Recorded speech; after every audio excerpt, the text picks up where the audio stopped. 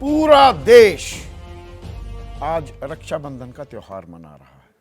बहनें अपने भाई की कलाई पर राखी बांध रही हैं और भाई उन्हें भरोसा दे रहे हैं कि वो उनकी रक्षा करेंगे, उन्हें महफूज रखेंगे, उन्हें सुरक्षित रखेंगे।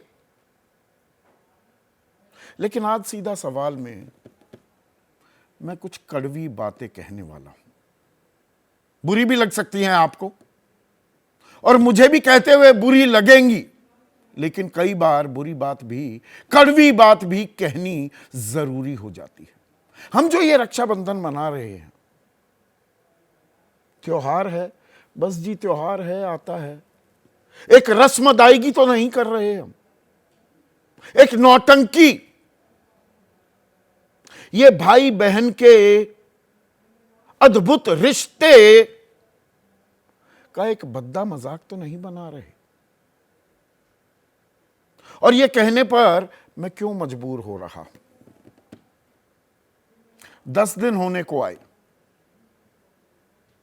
कोलकाता में एक ट्रेनी डॉक्टर के साथ जो नृशंस वारदात को अंजाम दिया गया, बलात्कार किया गया, हत्या कर दी गई, पूरा देश सन्न है और दिमाग सुन्न है। संवेदनाओं का एक ज्वार फूट कर पड़ा हुआ है और निकल रहा है अभी भी, और होना भी चाहिए। और जो जिम्मेदार है सबको टांग देना चाहिए, फांसी की सजा होनी चाहिए। इसमें कोई शको शुबा, दो राय नहीं हो सकती।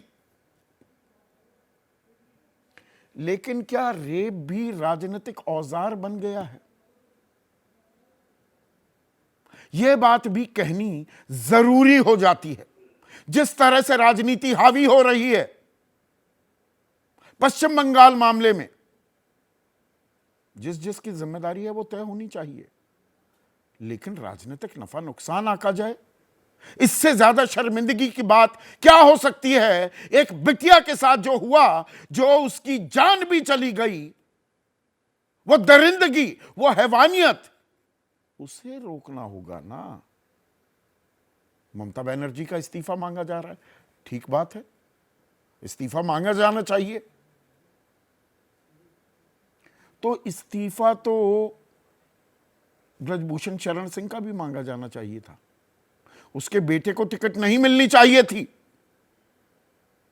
और जब हम पश्चिम बंगाल की बात करते हैं, और मेरी ऐसी कोई कोशिश नहीं कि मैं इस दरिंदगी को, हैवानियत को कमतर कर दूं, पर आपको यह बताना भी जरूरी हो जाता है कि कोलकाता में जब यह हुआ और उसके बाद जो राजनीति परवान चढ़ रही है,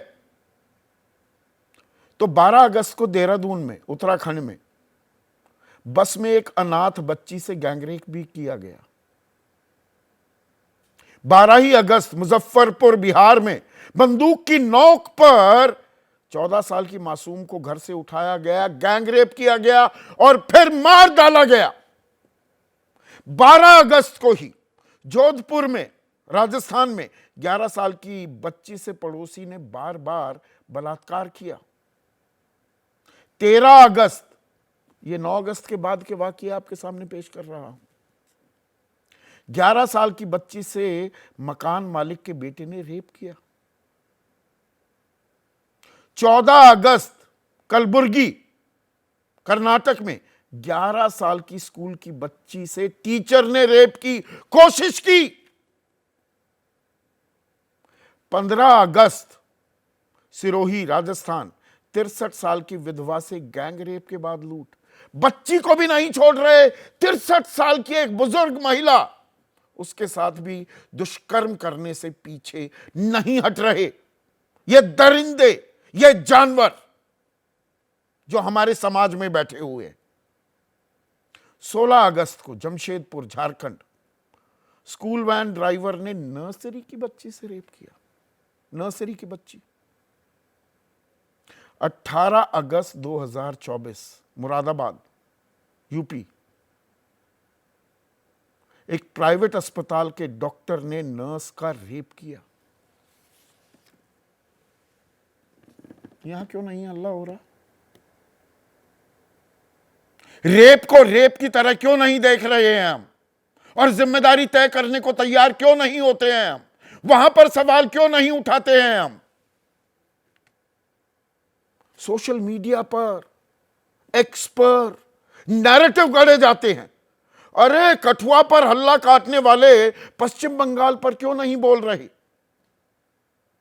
और ऐसा नहीं है कि वो गलत कह रहे हैं, अपनी जगह वो ठीक है, पर यह अर्ध सत्य है। जब यह सवाल पूछा जाता है, और पूछा जाना चाहिए, सवाल में कोई गलती नहीं, पर आधा सवाल है कि कठुआ पर उछल कूद मचाने वाले, गला फाड़ने वाले पश्चिम बंगाल पर खामोश क्यों हैं? तो पश्चिम बंगाल पर हल्ला बोल करने वाले विनेश फोगाट के मामले में चुप क्यों बैठे हुए थे? जब पिछले साल आज 10 ग्राम ने 140 करोड़ लोगों की जो धड़कनें रोक दी, दिल तोड़ दिया।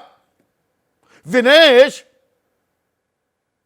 एक सुपर वुमन की तरह पेश हो गई देश के सामने। हर कोई तालियां बजा रहा है, आंसू भी आए लोगों के। कहां गए थे वो आंसू पिछले साल, जब वो जंतर मंतर पर बैठी थी, संसद से महज 200 मीटर दूर यौन उत्पीड़न के गंभीर आरोप लगाए गए थे। टेंट उखाड़कर फेंक दिया, टॉयलेट, मोबाइल टॉयलेट खींचकर ले गई पुलिस, वहां से तख्त तोड़ दिए और जमीन पर घसीटा गया विनेश फोगाट को। तिरंगा लिए हुए थी वो, और उसे आंदोलन जीवी बताया गया, स्वार्थी बताया गया, अनर्गल आरोप लगाने वाली बताया गया। उसके आरोप झूठे पहले से ही मानकर चल पड़े। पश्चिम बंगाल में जो भी कहा जा रहा है उसको अंतिम सत्य के तौर पर माना जा रहा है। यह तेरा रेप मेरा रेप, यह कब तक चलेगा? तब ब्रजभूषण शरण सिंह को लेकर सवाल नहीं पूछे गए। बिल्किस बानो के हत्यारे और बलात्कारी 14 साल जेल में काटकर बाहर आ जाते हैं, उसमें बहुत सारी कानूनी पेचीदगियां थी, उसमें मैं नहीं जा रहा हूं। उनका स्वागत ऐसे किया गया मानो पेरिस ओलंपिक्स से गोल्ड मेडल जीत कर आए हैं। फूल मालाएं, ढोल नगाड़े, लड्डू बांटे गए और कहा गया ये तो ब्राह्मण लोग हैं, ये इस तरह की वारदात को अंजाम ही नहीं दे सकते। हम चुप बैठे हुए थे, कोई बोलने को तैयार नहीं था। लाल किले की प्राचीर से अभी कुछ ही दिन पहले 78वीं वर्षगांठ हमने अपनी स्वतंत्रता की मनाई, तो प्रधानमंत्री मोदी ने बिल्कुल सही कहा कि महिला अत्याचार पर देश भर में आक्रोश है। महिलाओं के खिलाफ अपराध की जांच हो। जब बलात्कार की घटना होती है तो खबरें बनती हैं, जब ऐसे राक्षसी व्यक्ति को सजा मिलती है तो उसकी चर्चा नहीं होती। हम टीवी वाले भी, न्यूज चैनल वाले भी, जहां पर टीआरपी ज्यादा दिखती है उस बात को उठाते हैं, 2 दिन उठाएंगे, घड़ियाली आंसू बहाएंगे, उसके बाद भूल जाते हैं। और प्रधानमंत्री कड़ी सजा की बात कर रहे हैं। कड़ी सजा का तो प्रावधान है, फांसी पर लटकाने का प्रावधान है, लटकाए भी गए हैं, लेकिन हुआ क्या, नतीजा क्या निकला? मैं कुछ आंकड़े आपको ऐसे बताने वाला हूं, मैं भी ना वाकिफ था इन आंकड़ों से, पर आज हमने अध्ययन किया, मेरी रिसर्च टीम ने, श्रुतेश नंदन और मेरे बाकी सहयोगियों ने जो निकाला है, मेरी आंखें फटी की फटी रह गई। 1971 से नेशनल क्राइम रिकॉर्ड ब्यूरो बलात्कार के मामले जो होते हैं उन्हें दर्ज करने लगा, आंकड़े जुटाने लगा। तो 1971 में से अब तक 2022 तक 8,23,448 बलात्कार के मामले दर्ज किए गए, मतलब जिसकी शिकायत हुई। आपको सुनकर यह ताज्जुब होगा दर्शकों, 16 दिसंबर 2012 निर्भया कांड हुआ था दिल्ली में। मुझे अब इस निर्भया शब्द से भी कोफ्त होने लगी है। मैं गलत हो सकता हूं, मैं ये मानने को तैयार हूं, पर हम निर्भया बताकर क्या सिर्फ पर्दादारी करते हैं? बंगाल की निर्भया बता दिया, होता क्या है, अब उसकी कलई खोल रहा हूं। निर्भया कांड के बाद देश में 3,33,227 बलात्कार के मामले हुए हैं। 1971 से अब तक जितने मामले हुए, निर्भया कांड होने के बाद, तथाकथित फास्ट ट्रैक स्पेशल कोर्ट बनने के बाद, कानून और सख्त होने के बाद, 1/3 मामले पिछले 10 सालों में हुए हैं। ऐसा जबरदस्त इजाफा। 1971 में प्रतिदिन 7 बलात्कार के मामले थे। उस वक्त जनसंख्या भी 55 करोड़ थी। मैं हमेशा पूरे आंकड़े देता हूं, पूरा संदर्भ देता हूं। आज की तारीख में 142 करोड़ की हमारी आबादी है, लेकिन प्रतिदिन 86 मामले दर्ज हो रहे हैं बलात्कार के। 13 गुना इजाफा हो गया है। कोई डर नहीं, कोई खौफ नहीं इन दरिंदों में। और ऐसा क्यों हो रहा है? वो इसलिए कि जो हमने फास्ट ट्रैक स्पेशल कोर्ट बनाई, एक निर्भया फंड भी बना था, हल्का फुल्का अमाउंट, 10 सालों में उसका कुल मिलाकर 7,212 करोड़ रुपए हमने खर्च किए, मतलब आवंटित किए, प्रावधान रखा, खर्च किए। इसमें से यहां भी पूरे नहीं किए। 5,118 करोड़, 71% पूरा हो नहीं पाया। और अमाउंट कितना है ये? 142 करोड़ के देश में हर घंटे 3.5 बलात्कार होते हैं देश में, हर घंटे। दिन का मैंने 86 का आंकड़ा आपको बताया, घंटों का हिसाब भी यहां पर आपको बता रहा हूं। देश में 758 फास्ट ट्रैक स्पेशल कोर्ट बनाई गई, 412 पॉक्सो, यानी कि जहां नाबालिग बच्ची, और मैंने आपको पूरी एक लंबी फेहरिस्त यहां पर गिनवाई है, अलग अलग राज्यों में हमारी बच्चियों को, नाबालिग बच्ची, परी समान बच्चियों को अपनी हवस का शिकार बना रहे हैं दरिंदे।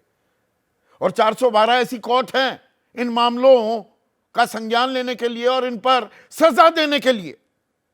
लेकिन कुल मिलाकर 2,43,000 मामले अभी पड़े हुए हैं